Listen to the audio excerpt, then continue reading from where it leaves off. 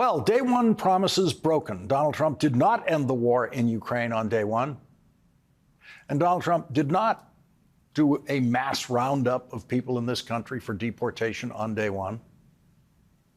But on day one, Donald Trump did pardon a child pornographer. No president's ever done that. Donald Trump pardoned the biggest worldwide drug dealer in history, two pardons that no other president in history would ever consider. And tonight,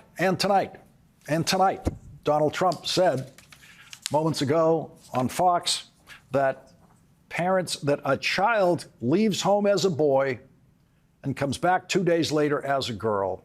A parent doesn't want to see that, and there are states where that can happen. Now, if Joe Biden or any other president had ever said something as insanely false as that, as impossible as that, you can imagine the screaming outrage that you would get from the White House press corps.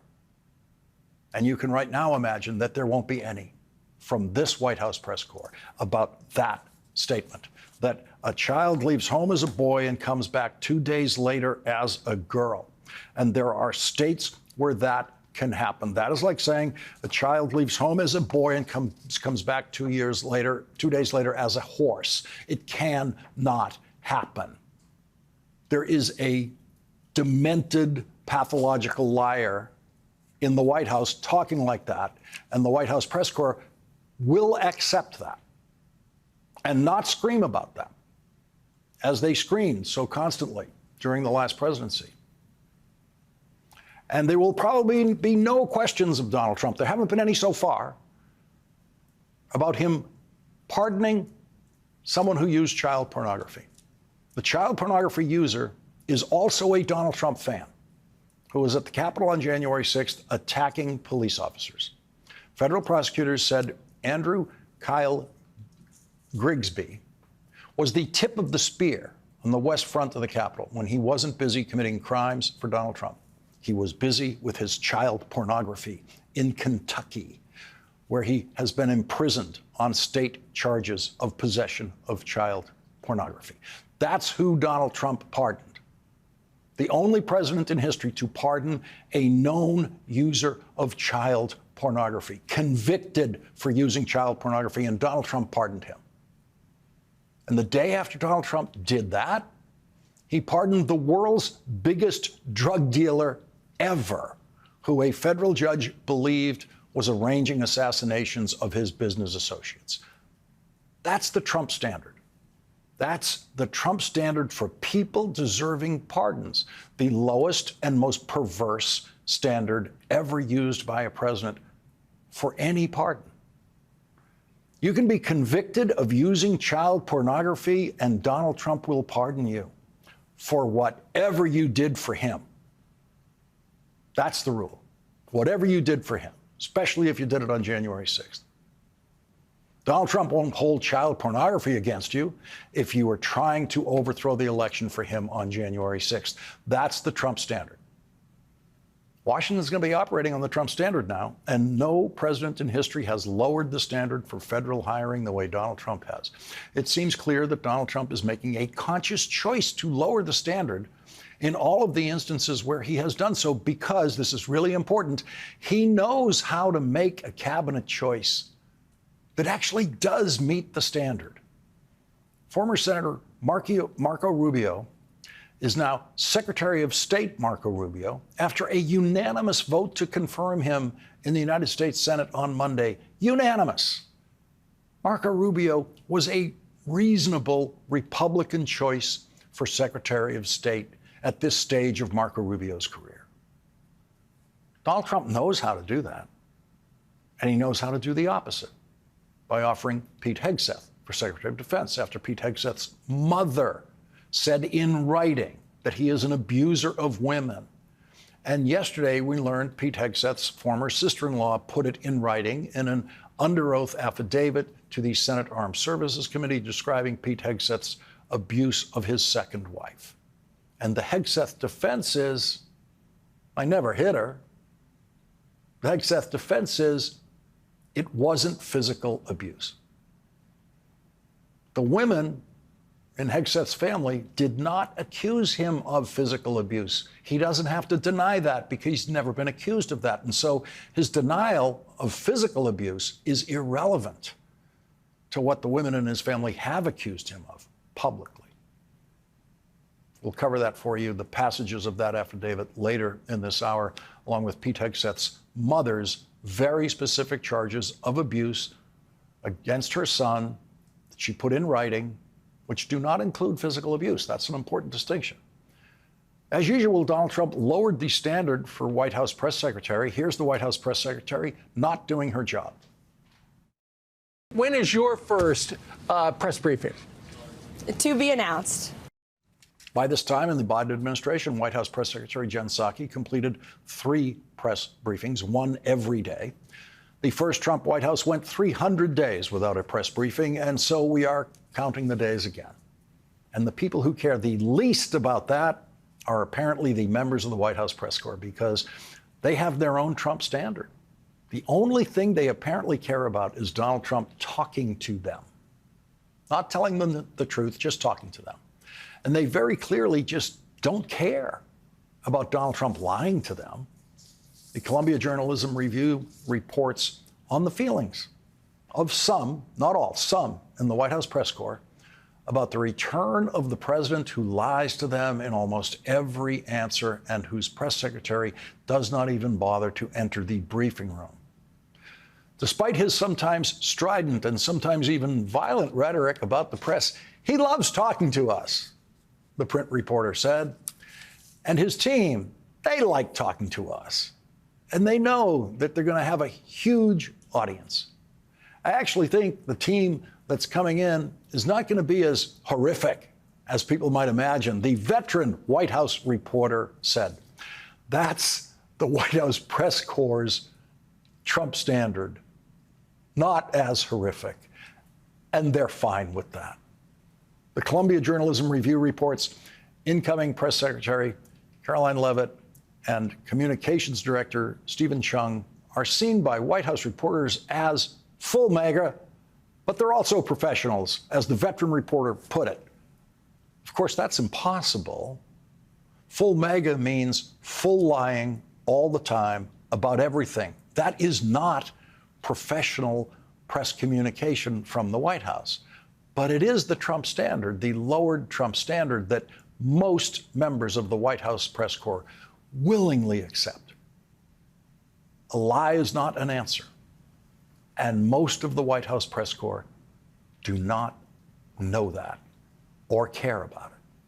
Most of the White House press corps are eager to be lied to by the White House press secretary, or preferably Donald Trump directly, because most of the White House press corps have instantly adjusted to the Trump standard, the lowest standard ever established by a White House in all things from hiring to truth-telling.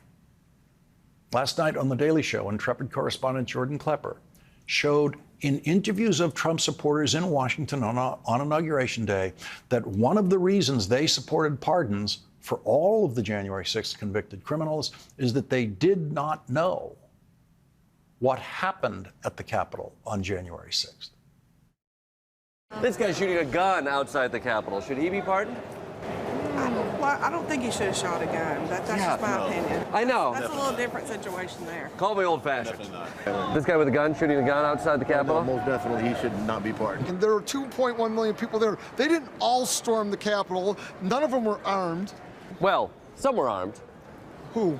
This guy with a gun outside the Capitol, should he be pardoned? Did he shoot the gun? Is that a real gun or is that a fake gun? He shot the gun up in the air. Yes. Yes. He should be pardoned. Yes. Because? Yeah, I think he should be pardoned. Why? Because I don't think he should be, I don't think he was, I think he should be pardoned, yeah, absolutely. What about this guy spraying a bear spray at the police officer? Self-defense? That's so pardon? Yeah. That's a tough one. Oh. Was that from the same day? Yeah, that's January 6th. The most photographed crime in human history. Okay. Yeah. Okay, well, you can show me 8 million more. I'm pro-pardon. Wow. No, where was this at? This was outside the Capitol. January 6th? Yeah. Have you not seen this image? No, I have not seen that. Have you seen any of these images? Some of them, but not these. Really? Maybe the ones, maybe the media that I'm following is not showing these. What? It could be. It could be. What media do you follow? All conservative. Did you watch the January 6th hearings? No, I didn't. No. Of the nearly 1,600 people Donald Trump pardoned, hundreds of them criminally attacked police officers violently with their fists and any form of weapon they could get their hands on, including tasers, chemical spray, bear spray, metal barricades, and a fire extinguisher. 22% of the attackers had criminal records for other crimes. Even Rupert Murdoch's Wall Street Journal editorial board, normally supportive of Donald Trump, objected to his pardoning of what the journal called cop beaters. And yesterday, Donald Trump pardoned Ross Ulbricht, the creator of a billion dollar dark web marketplace called Silk Road, which one FBI agent described as the Amazon of the criminal drug trade. The website used cryptocurrency, which was enough to make this worldwide drug dealer a hero of the cryptocurrency cult that Donald Trump is now a leader of after first opposing cryptocurrency. Ross Ulbricht's website promised users encryption and anonymity to buy and sell anything and everything, including heroin. In 2015, a federal criminal jury found Ross Ulbricht guilty of all 7 counts against him, including conspiring to distribute narcotics and conspiring to commit money laundering and what's known as a kingpin charge, crimes that earned him multiple life sentences. During his sentencing, a federal judge also found there was, quote, ample and unambiguous evidence that Ross Ulbricht commissioned murder for hire, paying for hits on at least 5 people who threatened his criminal empire. That man was in prison during Donald Trump's first term, and Donald Trump did not pardon the world's biggest drug dealer at that time. Did not pardon him, but pardoned him on the second day of Donald Trump's second term. What changed? Donald Trump's interest in cryptocurrency? Today, Democratic Congressman Jim McGovern of Massachusetts described the Trump pardons of the January 6th mob this way. Here are some of the convicted felons that Trump set free on Monday. Stephen Cappuccio, convicted of 6 felonies, including assaulting a police officer, ripped off Metro police officer Daniel Hodges' gas mask, and at one point during the assault, he said, and I quote, "How do you like me now, mother effer?" Pardoned by Donald Trump. David Dempsey, sentenced to 20 years. He stomped on police officers' heads, struck an officer in the head with a metal crutch, and attacked police with pepper spray and broken pieces of furniture. He also attacked a fellow rioter who was trying to disarm him, and he has a demonstrated history of political violence. Pardoned by Donald Trump. Enrique Tarrio, sentenced to 22 years. Former national leader of the Proud Boys, a domestic terrorist far-right militia. He was found guilty of seditious conspiracy, helped plan the January 6th attack, and made sure it was violent. Pardoned by Donald Trump. Guy Reffitt, sentenced to 7 years and 3 months. He brought a gun, zip ties, body armor, and a helmet to the Capitol, presumably to try to take hostages in an attempt to keep Trump in office after he lost. Pardoned by Donald Trump. Daniel Joseph D.J. Rodriguez, sentenced to over 12 years. He repeatedly tased Officer Mike Fanone, shocking him in the neck multiple times and causing him to lose consciousness and have a heart attack. He was pardoned by Donald Trump. Patrick McCaughey III, sentenced to 90 months. He assaulted police, beat their faces and bodies with riot shields and batons that he stole for them. Pardoned by Donald Trump. Peter Francis Stager, sentenced to 4 years and 4 months. He pled guilty to assaulting an officer with a deadly weapon. On video declaring every single one of those Capitol law enforcement officers, death is the remedy. Those are his words. That is the only remedy they get. Pardoned by Donald Trump. Julian Cater, sentenced to 6 years, attacked Officer Brian Sicknick with pepper spray. Officer Sicknick died the next day after suffering 2 strokes. Edward Jake Lang was on trial for 11 charges, including swinging a baseball bat at officers. In addition to his January 6 charges, he began organizing a nationwide network of armed militias in all 50 states, pardoned by Donald Trump. Mr. Speaker, criminals pardoned were not tourists. They were not peaceful. They were violent criminals. And here's just one example. Daniel Ball's case was dismissed today, and he was released from jail. Why was he in jail? He was being held in pretrial detention because of what a judge described as, quote, some of the most violent and serious offenses of any of the charges being brought against participants in the January 6th events, end quote. That includes hurling an explosive device into the Lower West Terrace tunnel of the Capitol, the scene of some of the most egregious violence against police that day. Some officers suffered from hearing loss for months. But get this, Mr. Speaker, Mr. Ball has already been arrested again on federal gun charges. And he was already a two-time convicted felon for, and I quote, domestic violence battery by strangulation and resisting law enforcement with violence. Yeah, he already arrested again. This is who the president pardoned. This is why my Republican friends are silent, because this is indefensible.